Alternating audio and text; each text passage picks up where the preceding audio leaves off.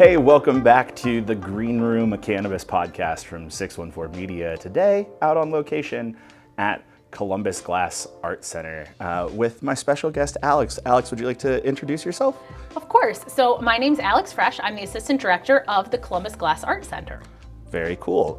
Tell me about how being in business as the Glass Art Center, or just for you as a glass blower, has changed since cannabis legalization here in Ohio. Have you seen a shift in how your day is spent, a shift in your clientele, anything like that? Absolutely. So when I went to school, I went to the Ohio State University, just like many of our staff here. And at that time, when I went to school, and I graduated in 2012, you could not make anything that looked like a pipe. If it came out of the kiln looking like a pipe, they would smash it. So at that time, it was really two separate worlds. You were either a glass pipe maker or you were a glass blower, glass artist of other types. And then it really was frowned upon. It was marginalized until about 2016 was the first time that I saw it being welcomed into the glass world. So in the glass community, we have what's called the Glass Art Conferences. So the Glass Art Society have annual conferences. During those, they kind of set the tone for what's acceptable. Collectors, gallerists, and artists all attend the Glass Art Society conference. 2016, it was at Corning, New York, at the Corning Museum of Glass, and they brought in the pipe maker Salt to do a demo. That was the first time a pipe maker was ever allowed at a conference and publicly demonstrating the process. And I think that's really when the conversation started shifting within the community that this is acceptable, it is an art form. And it's always been an art form, but it wasn't allowed to the masses because of that outlying legalization issue.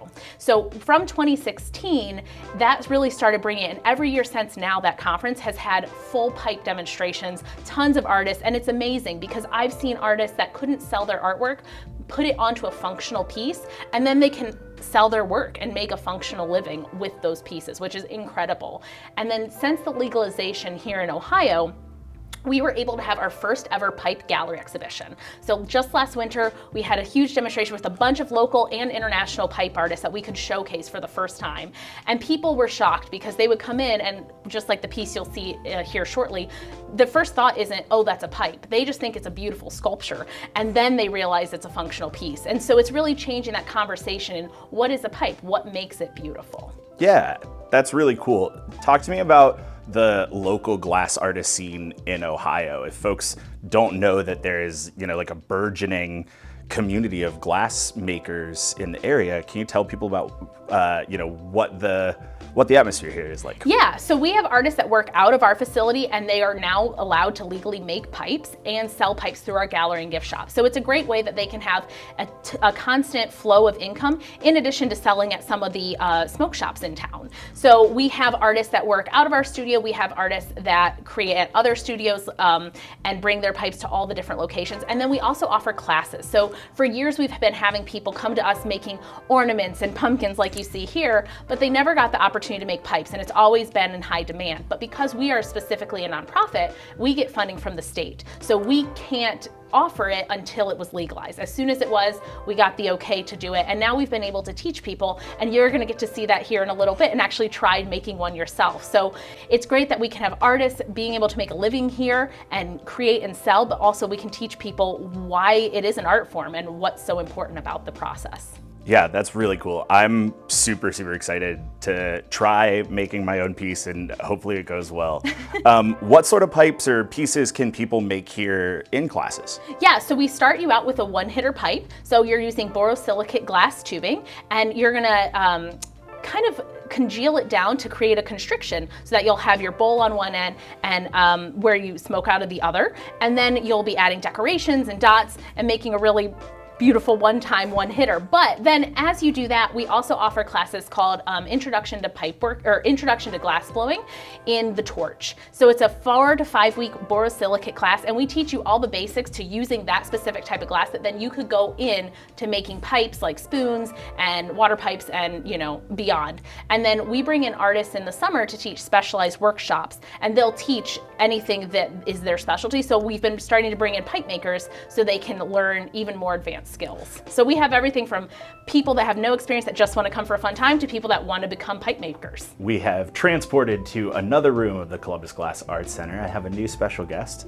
Special guest, would you like to introduce yourself? Hi, my name is Rose McVeigh, and I work here at Columbus Glass Arts Center since 2009. And you are gonna show me how to do something today, correct? Yeah, I'm going to show you our one-hitter pipe class that we give to the public with someone with no experience. And we're just going to kind of start at the beginning, and you're going to make your pipe, and you'll be able to take it home with you today. Let's go make a one-hitter.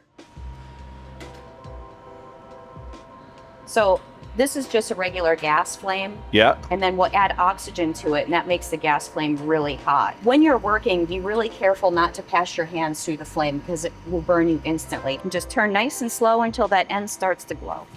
My hand is not hot at all, and I'm also incredibly nervous to put my hand too close to the fire or put it at the wrong angle. But so far, this has been very easy. It's just cool to see the glass like get warm and change and feel like you are doing something. It's really cool. In your other hand, grab that graphite paddle and just gently pat the end of the glass. Okay. So now you're going to bring it into the flame, and just the part where you want the restriction to be. Yep. And then stay right in that spot with the flame right in the center of the tube, and just roll your fingers back and forth to heat the entire circumference of the tube. And it'll start to get hot, and maybe the tip will start to move around a little bit. You can grab the graphite paddle in the other hand and come up above the flame and just roll the whole thing flat and then go back into the flame. Got it. Okay. You can see that your restriction is starting to happen. Yeah. It feels like something that is difficult to get good at, but also kind of difficult to do too poorly, which is nice as I make a very crooked one-hitter. I'm really surprised at how fast it's like melting and taking shape and form. So when you take this class, we offer 2. So you'll make 2 of them back to back, and then you get to take both of them home with you. And There you go. And then just put it on your restriction. Just push down and just hang out for a second. Keep turning. whoop. No worries. All right. So Okay. now you're just going to go kind of on top of the flame and underneath the flame Yeah. until that pulls down into a nice little ball. The glasses change so much about your perception of where the flame is and how far away you are from it. And I'm sure once you get used to it, you don't even notice. Wow. Look at that. Look at that. So your slime will start to kind of like, it's glowing right now, but as it cools off, you'll really be able to see it. That's so cool. You can already start to see it. Oh man, Rose, thank you so much. Yeah, for sure. This was so fun. I can't believe that I am walking out of here with a one-hitter that I made with my own hands today.